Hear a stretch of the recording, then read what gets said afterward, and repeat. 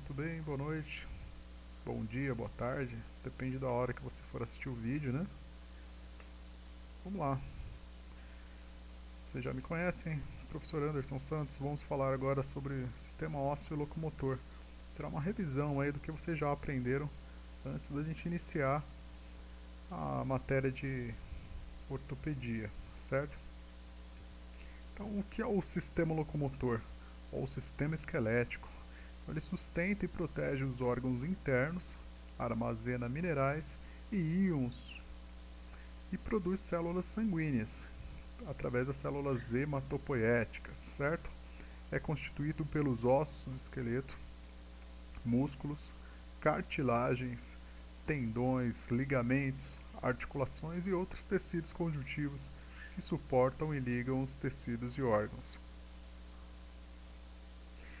Os ossos são estruturas rígidas de formas variadas que apresentam mesma origem e funções. Em conjunto com a cartilagem, eles formam o esqueleto dos animais vertebrados. O indivíduo adulto da espécie humana apresenta 206 ossos, mas nos primeiros anos de vida é encontrado um número maior dessas estruturas. O osso é formado por uma matriz óssea e por 3 tipos de células. Os osteócitos, que se situam dentro da matriz óssea. Então aqui nós temos a imagem, ó, aqui, ó, do osteócito aqui, ó, certo? Nós temos os osteoblastos, que produzem a matriz orgânica, certo? Parte orgânica da matriz. E os osteoclastos, que participam da remodelação óssea. Então, se a gente puder simplificar para vocês, vamos pensar que o osteoclasto ele participa da remodelação. O que seria essa remodelação? É como se ele causasse aí pequenas microlesões, microlesões, e o osteoblasto aí fosse refazendo essa matriz que o osteoclasto ele vai retirando aí ao longo do tempo. Então, um atua desmineralizando, né? E o outro atua reconstituindo. Então participa aí sempre num processo de remodelação óssea, ou seja, o osteoclasto ele desgasta e o osteoblasto vai lá e repõe, certo? Bom, a forma dos ossos. Quanto à forma, os ossos podem ser longos, curtos ou chatos. Os ossos longos apresentam um comprimento maior que a largura e espessura. Exemplo, o fêmur, né, o osso da coxa, o húmero e a tíbia. Os ossos curtos apresentam comprimento, largura e espessura quase iguais. Tá? Por exemplo, patela, né, antigamente conhecida como rótula, o osso do joelho, esse ossinho aqui. Os ossos do carpo, alguns ossos da mão e do tarso, ossos do pé. Os ossos chatos são relativamente finos e achatados, por exemplo a escápula, esse osso que é situado próximo ao ombro aqui. As costelas e do crânio, então a calota craniana, né, são essas, é formado por vários ossos aí, bem achatadinhos, bem finos aí. Bom, participando então desse resumo, vamos falar um pouquinho da medula óssea. O que é a medula óssea e qual a importância dela? A medula óssea é encontrada no interior dos ossos, contém as células tronco hematopoéticas. O que são células hematopoéticas? Então elas produzem os componentes do sangue, incluindo hemácias, glóbulos vermelhos, células de defesa, tá? Os glóbulos brancos, e também as plaquetas, que fazem parte aí do processo de coagulação. Então a medula ela fica aqui, ó. Então aqui nós temos um osso longo, tá? Então um corte aqui transversal, nós temos aqui, ó. Muitos conhecem também como tutano, né? Então aqui é onde são fabricadas aí novas células sanguíneas, aí conhecido como células tronco hematopoéticas. Bom, a articulação. ou junção, aí, juntura, é a conexão entre duas ou mais peças esqueléticas, né? Ou seja, ossos ou cartilagens. Essas uniões não só colocam as peças do esqueleto em contato, como também permitem o crescimento ósseo, para que ele ocorra é, ao longo da vida e durante o parto, né, essa junção ela possa ocorrer, né? Essa dilatação do quadril, por exemplo, durante o parto. Além disso, capacitam. Uh, peraí. Voltando aqui, além disso, capacitam, tá? Que o esqueleto mude de forma durante o parto. E partes do corpo se movimentem em resposta de contração muscular. Bom, um exemplo de contração muscular e essa movimentação é o bíceps, né? Então, quando ele contrai, você tem esse movimento, né?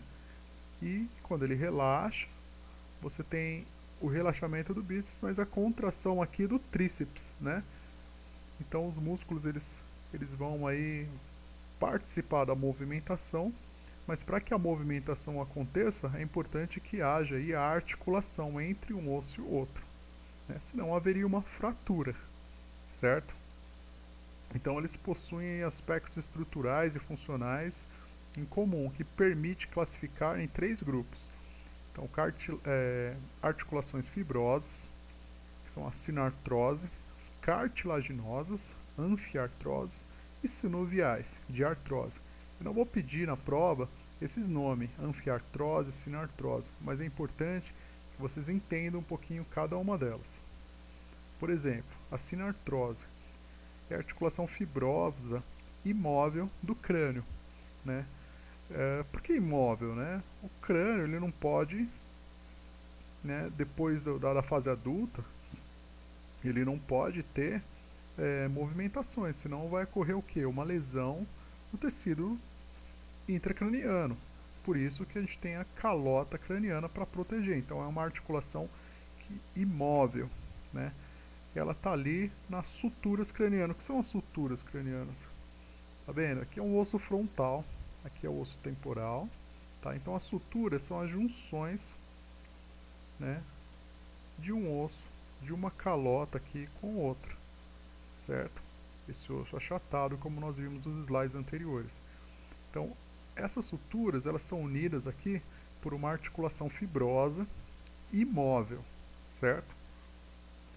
Aqui nós temos exemplos também da articulação fibrosa de dentes e do maxilar, né? Nós temos nos dentes aí articulações também, que são praticamente imóveis, tá? Então esses são exemplos de articulação fibrosa, certo? A anfiartrose, nós temos aqui, ó, no quadril essa articulação cartilaginosa semi-móvel. Por que semi-móvel? Porque aqui nessa sínfise púbica, né, essa região aqui chama sínfise púbica, é possível ter uma movimentação não tão grande, porém existe uma movimentação, por isso semi-móvel, tá? Que permite aí, né, um pouquinho, inclusive, de absorção de impacto, né? Um exemplo, né, da anfiartrose estão entre as vértebras, né? Então permite o movimento de rotação do tronco, né? Inclusive a absorção de impacto aí. Temos a diartrose, que é a articulação sinovial móvel. Um grande exemplo aí é a articulação do joelho, tá? Então aqui nós temos a patela aqui, tá? O menisco, né? O osso do menisco. Aqui nós temos o ligamento, os ligamentos do joelho. Aqui nós temos aqui a cartilagem. Por que sinovial? Porque aqui intraarticular, nessa região intraarticular, nós temos um líquido chamado líquido sinovial, tá? Por isso que tem o nome chamado de cartilagem sinovial. Esse líquido permite, né, ele lubrifica e permite uma melhor movimentação aqui do osso da coxa com o osso aqui da perna, tá? Deixa eu só movimentar aqui minha foto aqui, ó. Vamos subir na vida um pouquinho, ó lá, subir na vida. Vamos lá, exemplo. A maioria das articulações do corpo, tá? Ombro, joelho, cotovelo. Temos aqui a sinóvia, então uma articulação sinovial, que permite a movimentação desses ossos aí. Beleza? Vamos voltar aqui a minha fotinho pro lugar. Aí, vamos continuar então. E para que tudo isso se movimente e que isso tudo se mantenha de pé, não é igual no Piratas do Caribe lá, não, que os esqueletos ficam de pé sozinhos, não tem músculo. É necessário os músculos, tá? É um conjunto que nos permite a movimentação, né, a movimentação do esqueleto, produção de calor, né, postura, sustentação do corpo. Então existem dois tipos de tecidos musculares, liso e estriado, sendo o estriado dividido em estriado cardíaco e estriado esquelético, certo? Vamos ver melhor ali, ó, no próximo slide o exemplo de cada um deles. Então vamos lá, o músculo liso. Então são fibras alongadas, tá? Sem estriações, né, fusiformes, o núcleo é centralizado, né, e os movimentos são involuntários. Então já dá para a gente perceber, e lembrando lá da aula de neuro, que é um sistema comandado pelo sistema nervoso autônomo, né, e involuntário. Ninguém aqui controla o peristaltismo, né, ninguém controla a contração uterina, né? Se fosse assim, então as mulheres controlariam quando elas iriam ter aí seus bebês, né? Ou o intestino, quem tem intestino preguiçoso, não. Todos esses músculos são controlados aí pelo sistema nervoso, de forma involuntária. Então nós não temos o controle sobre esse grupo de músculo, tá? Então são os músculos, exemplos de musculatura lisa. Então continuando aqui. Músculo estriado esquelético. Já olha a diferença aí, as fibras estriadas são mais alongadas, tá vendo? Cilíndricas. Tá vendo aqui, ó?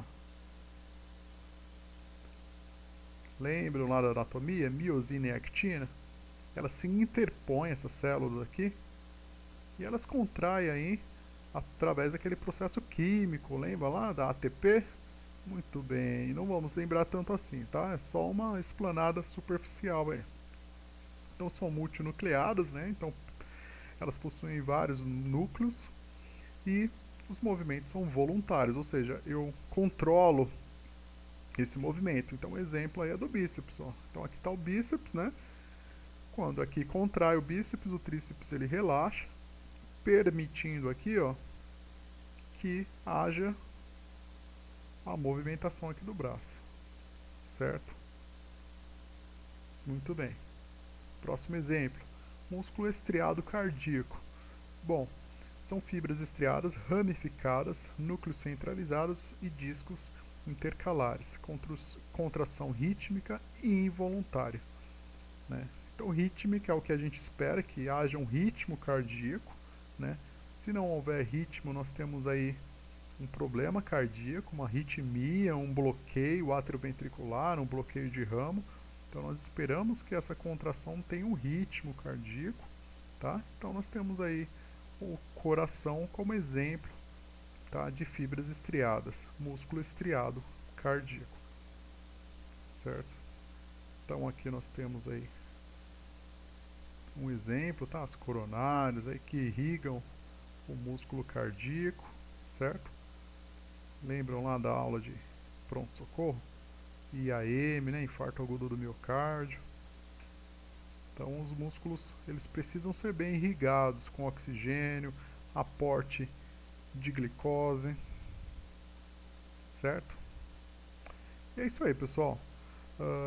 Essa foi só uma revisão para nós iniciarmos aí a aula de ortopedia e traumatologia.